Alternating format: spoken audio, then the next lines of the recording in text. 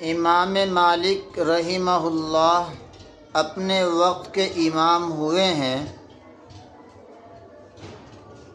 حضرت کے بارے میں لکھا ہے کہ امام مالک رحمہ اللہ اپنے زندگی میں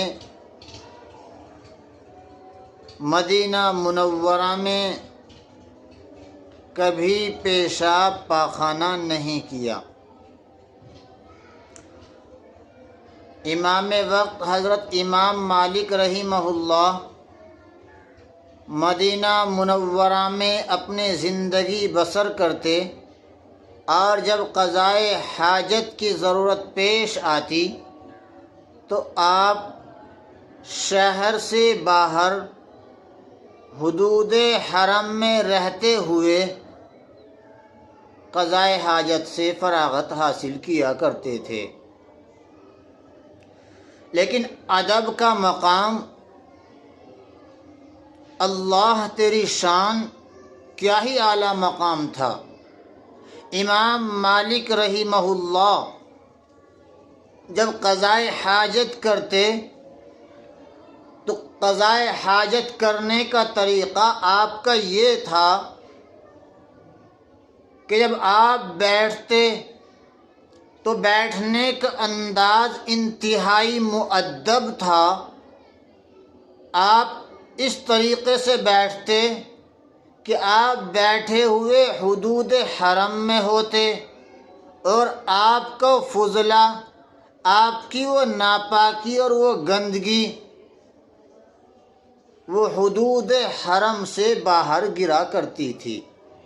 یہ امام مالک رحمہ اللہ کا ادب تھا مدینۃ المنورہ کا۔ اس لیے کہ امام مالک رحمہ اللہ یہ چاہتے تھے، ان کی چاہت اور خواہش اور ان کی تمنا یہ تھی کہ میرا وصال نبی اکرم صلی اللہ علیہ وسلم کے شہر مبارک مدینہ منورہ میں ہو۔ اس لیے آپ قضائے حاجت کے لیے مدینہ منورہ کی حد سے باہر نہیں نکلا کرتے تھے۔ یہ امام مالک رحمہ اللہ کا طریقہ عمل تھا ادب کا۔ اسی لیے تو بزرگوں نے لکھا ہے، با ادب با نصیب، بے ادب بے نصیب۔ اور شاعر نے ادب کی منظر کشی یوں کی ہے، ادب سے ہی انسان انسان ہے، ادب سے ہی انسان انسان ہے، اور ادب جو نہ سیکھے وہ حیوان ہے۔ اس لیے میرے دینی بھائیوں، آپ سے میں اس کلپ کے ذریعے سے یہ درخواست کرنا چاہتا ہوں کہ ہر چیز کا ایک ادب ہے۔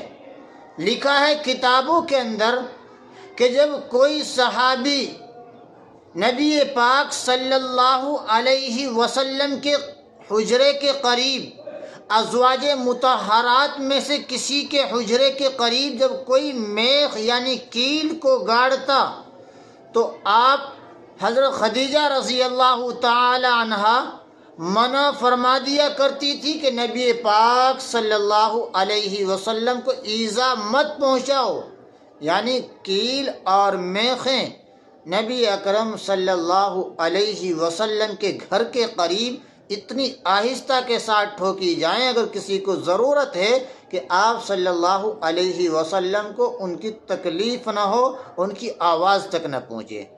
یہ ادب ہے۔ تو اسی لیے تو کہا نا کہ ادب سے ہی انسان انسان ہے، ادب جو نہ سیکھے وہ حیوان ہے۔ اور محمد کی اطاعت دین حق کی شرط اول ہے، گر اسی میں ہو خامی تو سب کچھ نامکمل ہے۔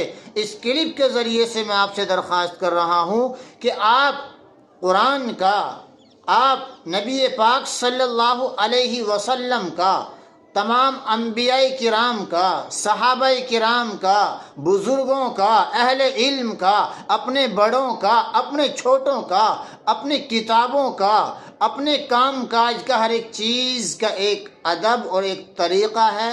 آپ اس ادب کو اپنے دامن سے لگائے رکھیں، انشاءاللہ دنیا میں بھی کامیابی ہوگی اور آخرت میں بھی کامیابی ہوگی۔ خدا کرے کہ مجھے بھی عمل کی توفیق بخشے، میں عمل کے اعتبار سے سب سے زیادہ محتاج ہوں۔ رب العالمین ہمیں با ادب بنائیں، با نصیب بنائیں، رب العالمین ہمیں دیندار بنائیں، شریعت کا فرمانبردار بنائیں۔ آمین وما توفیقی الا باللہ۔